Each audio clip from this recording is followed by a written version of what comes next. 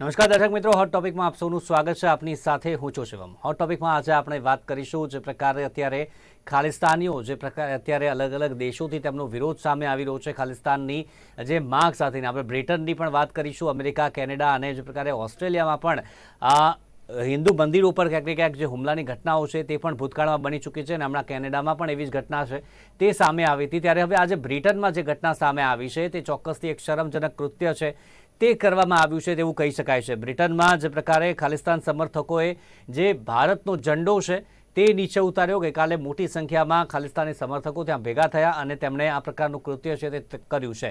ત્યારબાદ જે અન્ય ભારતના સમર્થકો છે તેમના દ્વારા જે ઝંડો ઉતારવામાં આવ્યો તેના કરતાં મોટો ઝંડો છે ત્યાં ફરીવાર છે ત્યાં લગાવવામાં પણ આવ્યો. એક પ્રકારે ચોક્કસથી જડબાતોડ જવાબ છે તે આપવામાં આવ્યો છે, પરંતુ જે સમર્થકો છે ખાલિસ્તાન સમર્થકો, અને તેમાં પણ ખાસ કરીને જે નામ અત્યારે ચર્ચામાં છે અમૃતપાલ સિંહ, જે નામ ચર્ચામાં છે, 6 વર્ષ બાદ ભારત આવ્યો અને ત્યારબાદ હવે અલગ ખાલિસ્તાનની જે માંગ લઈને આવ્યો છે. અને જે પ્રકારે અત્યારે પંજાબમાં હાઈ એલર્ટ છે તે કરી દેવામાં આવ્યું છે. ત્યાં SMS અને ઇન્ટરનેટ સુવિધાને ક્યાંક ને ક્યાંક જે ફરક છે તે પડી રહ્યો છે અને પોલીસ સતત જે અમૃતપાલને શોધવા માટેની શોધખોળ છે તે હાથ ધરી રહી છે. સતત આજે પણ હજી શોધખોળ છે તે હાથ ધરી રહી છે. તો બ્રિટનની જે પ્રકારે મેં વાત કરી, ખાલિસ્તાન સમર્થકોએ ભારતનો ઝંડો નીચે ઉતાર્યો હતો અને તેમાં જ અમૃતપાલની જે શોધખોળ છે તે હજી પણ ચાલુ છે. અને કેનેડામાં અત્યારે અમૃતપાલના સમર્થનમાં રેલી પણ કરવામાં આવી છે આજે.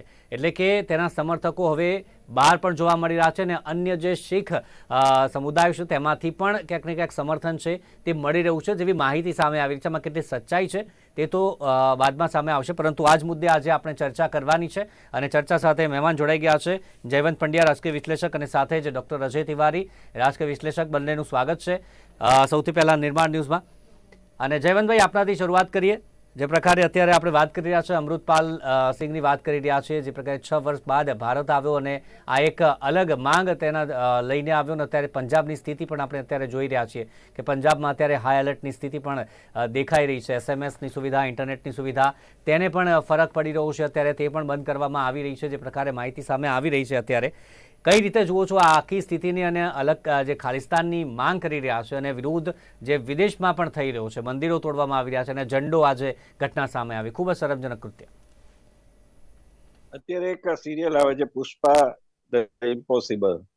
એ સિરિયલમાં તમે જોવો ને તો પુષ્પા છે એના પતિ ઘણા વખતથી ભાગી ગયા હતા કેનેડા, અને એ પાછા આવે છે. અને પાછા આવીને કે જે પુષ્પા એકલા હાથે પરિસ્થિતિને સામનો કરીને 3 છોકરાઓને ઉછેર્યા, તેમાં નાની છોકરી છે એ જરા પેલી છે મનની વિચલિત થઈ જાય એવી છે. મોટા છોકરા તો પરિપક્વ છે એટલે એને ખબર છે. એ નાની છોકરીને ટાર્ગેટ કરે છે અને એને સહાનુભૂતિ બતાવે છે. 5 કરોડ એને પકડાઈ જાય છે તો છોડાવવા માટે આપે છે. તો આવું જ કંઈક ભારતમાં પણ જે વિદેશી સત્તાઓ છે, એ વિદેશી સત્તામાં આપણને ખબર છે કે અમેરિકા, બ્રિટન અને ખાસ કરીને પાકિસ્તાન છે. અને આપણી ફોલ્ટ લાઈન છે એને પકડી છે. આપણી ફોલ્ટ લાઈનમાં શીખ છે, દલિત છે, મુસ્લિમો છે અને મહિલાઓ છે, અને થોડા ઘણા અંશે આદિવાસી. આ બધાને કઈ રીતે ઉશ્કેરવા અને એને ભારત વિરુદ્ધ એવું કંઈક કરવું કે જેથી ભારતના ટુકડા થઈ જાય, એવી સ્વતંત્રતા પછીથી, એટલે સ્વતંત્રતા પહેલા તો બરાબર છે, પણ સ્વતંત્રતા પછી પણ આ પ્રકારના પ્રયાસો ચાલુ રહ્યા. એટલે સ્વતંત્રતા એ પછીથી અંગ્રેજોએ આ જે વિચાર આરોપ્યો હતો, એ વિચાર ફરીથી કેટલાક શીખોના મગજમાં આવ્યો કે ખાલિસ્તાન આપણે જોવું જોઈએ, મળવું જોઈએ.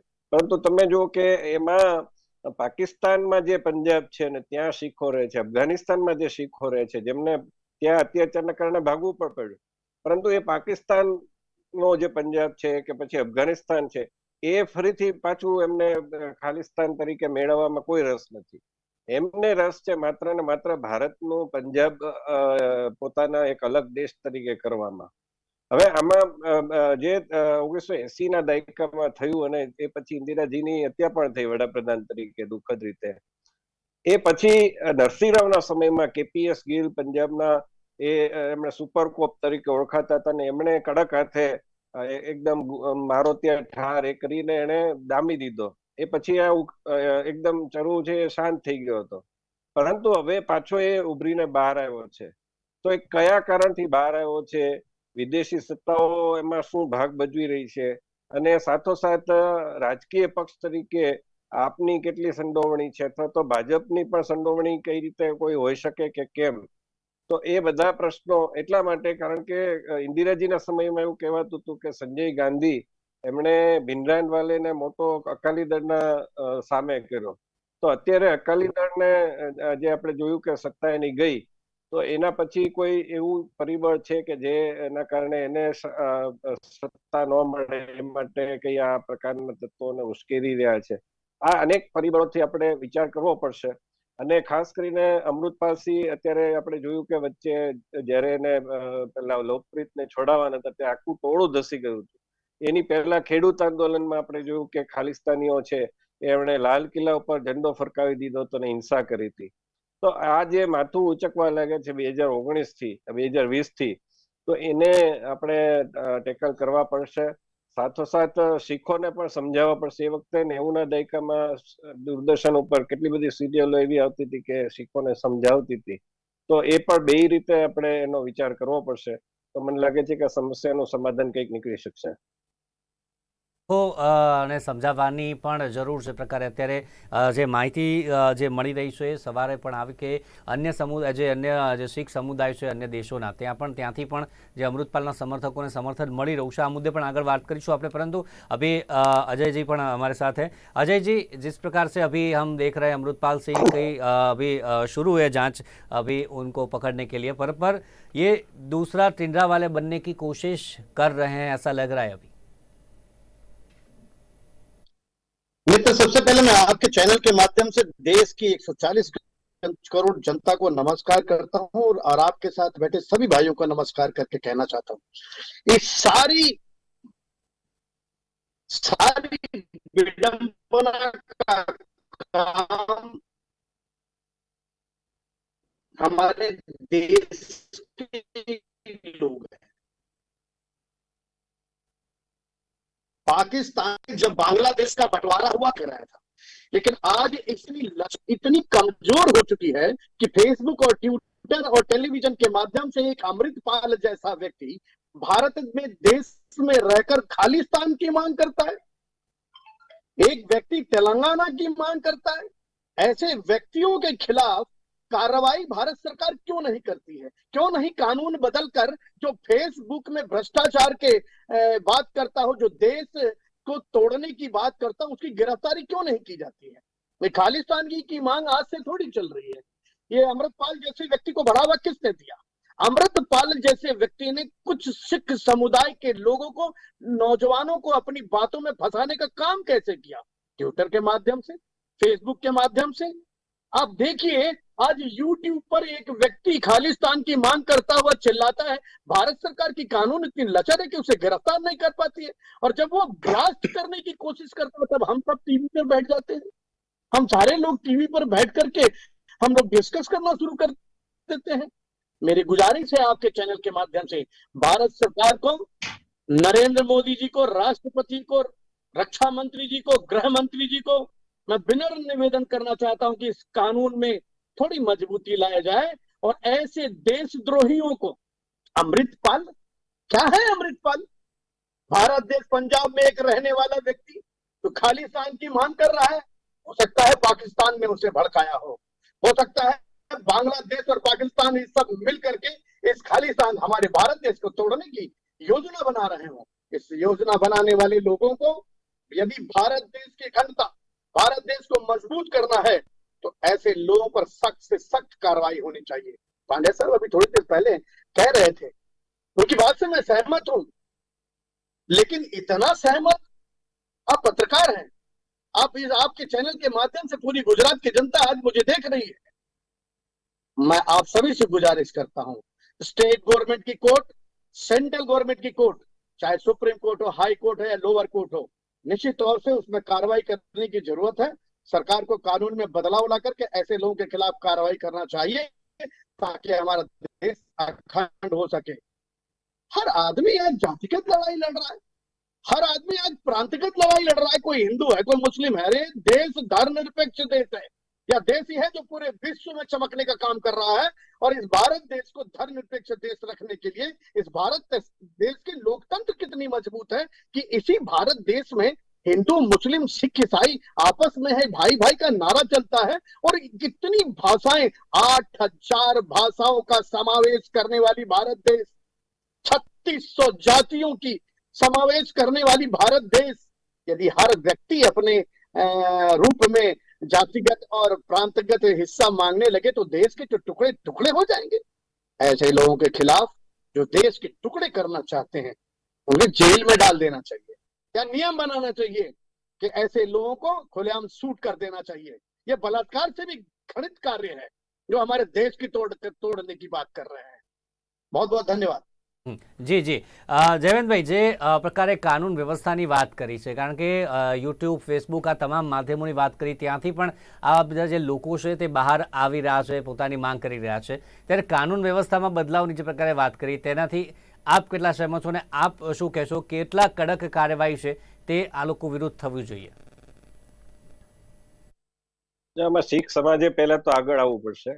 શીખ સમાજ પોતે જ આવા લોકોને આઈડેન્ટિફાઈ કરીને એને એની સામે કાર્યવાહી, કારણ કે ગુરુદ્વારામાં ભૂલથી પણ કઈ પેલું થઈ જાય ગ્રંથનું અપમાન, તો એવા વ્યક્તિની હત્યા થઈ જાય છે. અને ઘણી વાર તો એ સાચી ઘટના નથી હોતી તો પણ હત્યા થઈ ગઈ, એવો પણ બનાવ એક બન્યો હતો કપૂરથલ્લામાં કે ક્યાંય.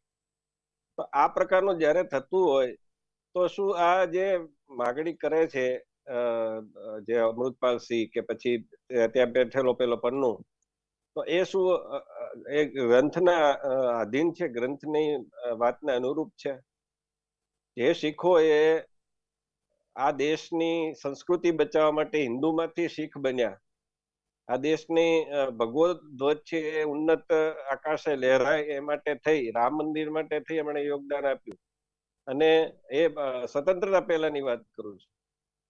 એ શીખો જેમણે સેનામાં ખૂબ મોટા પાયે ભારત દેશની રક્ષા માટે કામ કર્યું, એ શીખો જેમણે ભારતીય ફિલ્મોમાં, હિન્દી ફિલ્મોમાં મોટા પાયે યોગદાન આપ્યું છે, એ શીખોની જે પ્રતિષ્ઠા છે આવા કેટલાક તત્વોના કારણે આજે ફરીથી જોખમમાં આવી ગઈ છે. એના કારણે એમણે પોતાએ આવા તત્વોને આઈડેન્ટિફાઈ કરીને આઈબીને કે પછી સેનાને કે ગુપ્તચરને, એજન્સીને અથવા તો પોલીસને જાણ કરવી પડશે. બીજું, જ્યાં સુધી સરકારનો વિષય છે ત્યાં સુધી આને ઉગતા ડામમાં પડે. હું તિવારીજીની વાત સાથે પૂરેપૂરો, કેનેડા જેવો મામૂલી એક નજીવો દેશ, નગણ્ય દેશ, જ્યાં કેનેડાની જે અર્થતંત્ર ચાલે છે ભારતીયોના કારણે ચાલે છે, ભારતીયથી ઘણા બધા વિદ્યાર્થીઓ ભણવા જાય છે, ત્યાં ભારતીયોએ યોગદાન કરેલું છે. હવે એવો દેશ છે એ ખાલિસ્તાનીઓને સમર્થન આપે ને ખાલિસ્તાન છે બેફામ બની ત્યાં હિન્દુ મંદિરો ઉપર, પાર્ક ઉપર હુમલા કરે. અને એવી જ રીતે ઓસ્ટ્રેલિયાને પણ ગરજ છે આપણી ક્વાડની રીતે, તો એ પણ ત્યાં પણ આપણે હુમલા થતા રહે છે. બ્રિટનને આજે આપણે ગર્વ લેતા હતા કે એક ભારતીય મૂળના વ્યક્તિ ઋષિ સુનક છે અત્યારે ત્યાં વડાપ્રધાન બન્યા છે. તો આપણે બ્રિટન ઉપર કેમ દબાણ ન લઈ શકીએ? બ્રિટનની તાકાત શું છે? અત્યારે બ્રિટન છે ઘણી બધી રીતે ખરાબ સ્થિતિમાં છે.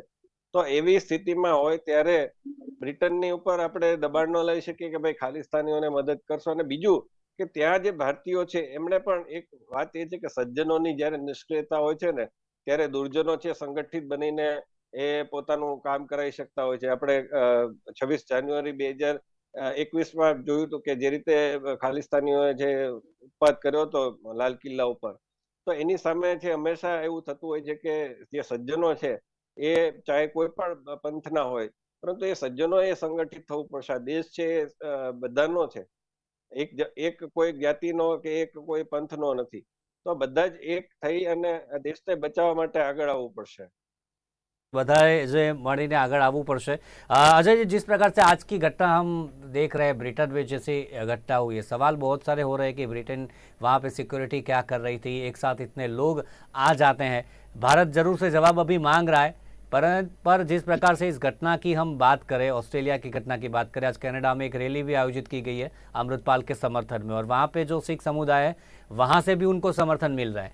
तो अभी जो सिख समुदाय है जो बाहर के देशों में है, उनको समर्थन ज्यादा मिल रहा है अमृतपाल को, तो ये चीज को कैसे रोका जाए?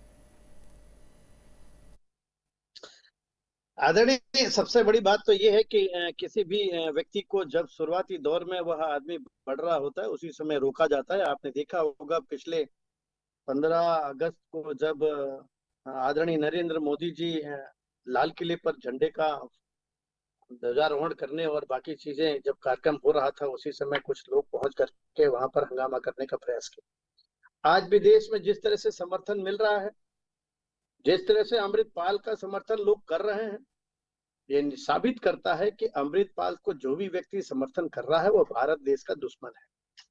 और भारत देश के दुश्मन में ऐसा नहीं है कि पाकिस्तान शामिल नहीं है या अमेरिका या ब्रिटेन में रहने वाले कुछ ऐसे लोग जो भारत देश को तोड़ना नहीं चाहते हैं। आज भारत देश की शक्ति मजबूत हुई है, भारत देश का नाम आज विश्व विख्यात हुआ है। आज भारत देश किसी भी देश से टक्कर लेने को तैयार है। ऐसी स्थिति में हर देश का व्यक्ति उस अमृतपाल जैसे घिनौने व्यक्ति का समर्थन करने को तैयार बैठा है कि किसी तरह से भारत देश के टुकड़े हो जाएं। लेकिन इस टुकड़े होने को रोकने में सिख समुदाय को आगे आकर के, भारत देश की सरकार को आगे आकर के और प्रत्येक जनमानस को चैनल के माध्यम से, ट्विटर के माध्यम से, फेसबुक के माध्यम से एक दूसरे पर भाईचारा बनाकर रहने का पैगाम जारी करना चाहिए, ताकि अमृतपाल जैसे लोग इस तरह चर्चित ना हो जिससे कि चाइना भी कूद पड़े। आज भारत देश को मजबूत करके प्रधानमंत्री नरेंद्र मोदी जी ने ऊंचा बढ़ाने का काम किया है। तो निश्चित तौर से बहुत से जो दुश्मन है वो हमारे भारत देश में जो सांप निकल के आने की कोशिश कर रहे हैं, वो उनके साथ जुड़ने का काम करेंगे। हमें चाहिए कि ऐसे लोगों को कुचला ना जाए, बल्कि ऐसे लोगों की मानसिकता को कुचला जाए। देखिए, लोग बुरे नहीं होते हैं, मानसिकता बुरी हो जाती है, सोच बुरी हो जाती है। और अमृतपाल जी के कार्यक्रम खालिस्तानी मांग को अमृतपाल के लोगों ने जिस तरह से मोटिवेट किया है, आज उसी मोटिवेट का कारण है कि अमेरिका, ब्रिटेन या और अन्य देशों में इस तरह की चर्चा कर रैली निकाली जा रही है और समर्थन किया जा रहा है। हम जानना चाहते हैं कि ये समर्थन विदेश वाले ही क्यों, भारत देश में ऐसा कितना आदमी है जो समर्थन कर रहा है? क्या इसकी रैली दिल्ली में हुई? क्या इसकी रैली महाराष्ट्र में हुई? केवल पंजाब से खालिस्तान की मांग करना। अरे, हमारे देश की विडंबना है कि हमारे देश का जब बंटवारा हुआ तब से लेकर के अब तक जम्मू कश्मीर के ही दुख दर्द को हम झेलते आ रहे हैं। जम्मू कश्मीर के ही दुख दर्द में कितने लोग जाने चली गई और फिर से लोगों की जाने जाए, फिर से देश के टुकड़े होकर के खालिस्तान बनाने का काम किया जाए, तेलंगाना बनाने का काम किया जाए। ये सब लोग एक दूसरे से मिले हुए होते हैं, देश के टुकड़े टुकड़े करना चाहते हैं। ऐसी स्थिति में भारत सरकार को और राष्ट्रपति जी को अगुवाई करनी चाहिए और देश का प्रत्येक जनमानस, प्रत्येक कार्यकर्ता उस राष्ट्रपति और प्रधानमंत्री के साथ होगा जो देश को अखंड बनाना चाहता है। देश को तोड़ने की बात करने वाले लोग तो बहुत चंद लोग होते हैं। एक क्रिमिनल, एक गुंडा 500 लोगों के बीच हीरो क्यों हो जाता है? वो हीरो इसलिए होता है कि वो हाथ में बंदूक लिए रहता है, कोई उससे कुछ नहीं बोलता। वो क्रिमिनल बनने की कोशिश करता, 500 आदमी शरीफ होते हैं इसलिए डर जाते हैं।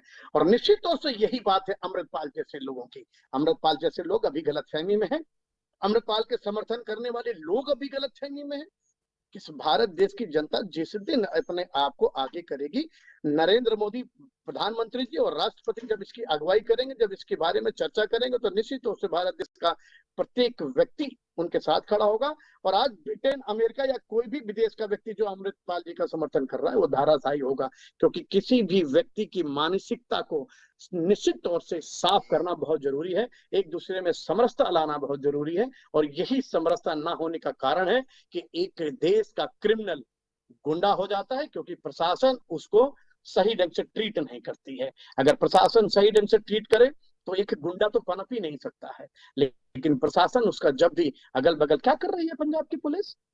क्यों नहीं भारत सरकार के साथ बात करके मुख्यमंत्री वहां का अमृतपाल की गिरफ्तारी करता है? क्यों ऐसी मानसिकता सोच वाले के नारे में 4 पुलिस वाले भेजे जाते हैं? ऐसे लोगों को गिरफ्तार करके जल्द से जल्द अंदर कर देना चाहिए और भारत देश के टुकड़े की मांग करने वालों के साथ सख्त कार्रवाई करनी चाहिए। ये मेरा अपना मानना है।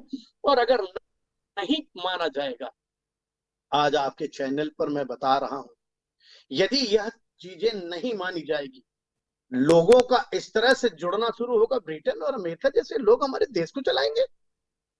भारत देश में रह करके क्या अगर वहां गए हैं तो उनकी सुरक्षा के लिए हमारे देश में उनका मंत्रालय नहीं बना है? जब उनको जुकाम होता है तब तो भारत देश मदद करता है, और खालिस्तान की मांग हो रही है तो वहां समर्थन करने की बात कर रहे हैं, वहां रैली करने की बात कर रहे हैं। आदरणीय, इस देश को अखंड बनाने के लिए भारत देश का प्रत्येक वासी कहीं ना कहीं का वासी है, कहीं प्रवासी है और विदेश में अप्रवासी है। यह तीन जनमानस को एक होना बहुत जरूरी है, वासी, प्रवासी, अप्रवासी। हमने हर बार हर चैनल पर कहा है कि जात पात का भेदभाव इनकार है, प्रांतवाद का भेदभाव बेकार है। हम सब भारतवासी हैं, हमें भारत से प्यार है। वासी, प्रवासी और अप्रवासी की एकता, यही हमारा विचार है और देश की अखंडता के लिए हमको जुड़ना बहुत जरूरी है। भारत सरकार से सूझबूझ लेना बहुत जरूरी है।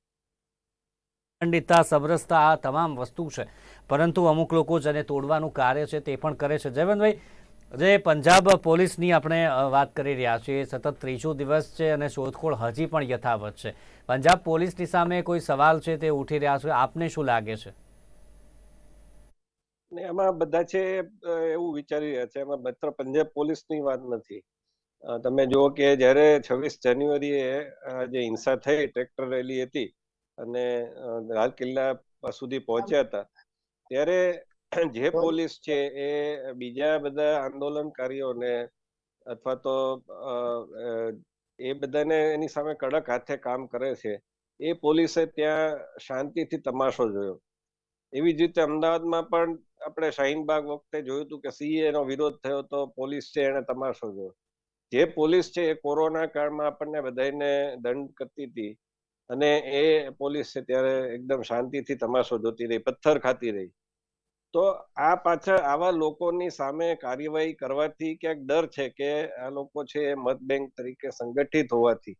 અને જ્યારે આવું થાય છે, જ્યારે મૃત્યુ થાય છે, ત્યારે એ પણ હકીકત છે કે વિપક્ષો પણ એ મુદ્દાને ઉપાડે છે ને કેમ મૃત્યુ થયા. અને આપણે જોઈએ છે કે પાટીદાર આંદોલન થયું તો આજે પણ એ લોકોને શહીદ ગણવામાં આવે છે. શહીદ કઈ રીતે કહી શકાય? શહીદ એટલે તો પહેલી વાત તો એ જ છે કે શહીદનો અર્થ ઇસ્લામ માટે મરવું, એ શહીદ કહેવાય છે. આપણે તો વીરગતિ કહીએ છીએ, પણ એ વીરગતિ પણ કેવી રીતે કહેવાય? તમે તોફાન કરતા હો તો તોફાનને ડામવા માટે પોલીસ છે કાર્યવાહી કરે તો એને વીરગતિ ન કહી શકાય. વીરગતિ તો તમે દેશ માટે લડતા હો અને કોઈ તમારું સાચું કારણ હોય ને એમાં તમે ઠીક છે જયવંતભાઈ. જી, અયોધ્યામાં 1990માં એમની ઉપર ગોળીઓ ચલાવવામાં આવી, નિશસ્ત્ર હતા, એમણે કોઈ એવી કાર્યવાહી કરી નહોતી અને છતાંય એને મારી નાખવામાં આવ્યો, તો એ કહી શકાય કે વીરગતિ પ્રાપ્ત છે. પરંતુ આવી રીતે વીરગતિ કેવી રીતે કહી શકાય? તો આ પ્રકારની દરેક રાજકીય પક્ષ છે એને પોતાનો એક પોલિટિકલ એજન્ડા સાધવો છે. એને ડર લાગે છે કે આ લોકો સામે કાર્યવાહી કરવામાં આવશે તો આપણે મત બેંક ગુમાવી પડશે. તો આ પ્રકારનું એક 1990માં નરસિંહરાવ, 90માં નહીં પણ 91માં જયારે આવ્યા અને એમણે કોઈ પણ જાતના ડર વગર કેપીએસ ગિલને છૂટ આપી અને આપણે જોઈ શકીએ છીએ પછી એવું નથી કે શીખોએ કોંગ્રેસને સમર્થન નથી આપ્યું. એના કારણે તો 2004માં કોંગ્રેસની સરકાર એ પછી આવી. એ જ રીતે 2009માં પણ આવી, પંજાબમાં પણ કોંગ્રેસની સરકાર આવી. તો એવો ડર શા માટે તમે રાખો છો? તમે આ જે પ્રકારના તોફાની તત્વો છે એને તમે કડક કાર્યવાહી કરતા ડરો છો કેમ? તો મને લાગે છે કે આ પોલિટિકલ એજન્ડા સાધવાનું કોઈ પણ પક્ષે બંધ કરવું પડશે. પોલિટિકલ એજન્ડા સાધવાનું બંધ કરવું પડશે, કારણ કે સવાલ દેશનો છે અને આવા પ્રકારના જે તત્વો છે જે દેશની તોડવાનું કામ કરે છે તેમના વિરુદ્ધમાં ચોક્કસથી યોગ્ય કાર્યવાહીની જરૂર છે, જેથી બીજો આ પ્રકારે જે સામાજિક તત્વ છે કે જે દેશને તોડે છે તે ઉત્પન્ન ન થાય અને આ જે સમાજના કારણે જે ભાગલા પાડવાની કોશિશ કરે છે તેના વિરુદ્ધ પણ કાર્યવાહી છે તે જરૂરી છે. અને એ જ સ્થિતિ અત્યારે જે જોવા મળી રહી છે અને અમૃતપાલ જેની શોધખોળ થઈ રહી છે, પરંતુ ચોક્કસથી જલ્દીમાં જલ્દી તેની શોધખોળ છે તે પૂરી થાય પોલીસની અને તે મળી જાય અને ત્યારબાદ યોગ્ય જે કાર્યવાહી, યોગ્ય સજા છે તે પણ ત્યારબાદ થાય તેવી છે તે માંગ ઉઠી રહી છે. અને જે પ્રકારે સમર્થન વિદેશોમાં મળી રહ્યું છે અને વિદેશોમાં જે હુમલો થઈ રહ્યા છે, હિન્દુ મંદિરો હોય કે પછી આજે શરમજનક કૃત્ય જે ઝંડા સાથે કરવામાં આવ્યું છે તેવી ઘટનાઓ ન થાય તે માટે ભારતનું જે વિદેશ મંત્રાલય છે તે પણ સતત અત્યારે કોન્ટેક્ટ કરી રહ્યું છે અને જવાબ છે તે માંગી રહ્યું છે. અત્યારે એ જ મુદ્દે ચર્ચા કરી. ચર્ચામાં જોડાયા ડૉક્ટર અજય તિવારી અને જયવંત પંડ્યા. ખૂબ ખૂબ આભાર અમારી સાથે જોડાયા તે બદલ. તો દર્શક મિત્રો, હોટ ટોપિકમાં અત્યારે બસ આટલું જ. ફરી મળીશું નવા મુદ્દા સાથે. ત્યાં સુધી રજા આપશો. જોતા રહો નિર્માણ ન્યૂઝ. નમસ્કાર.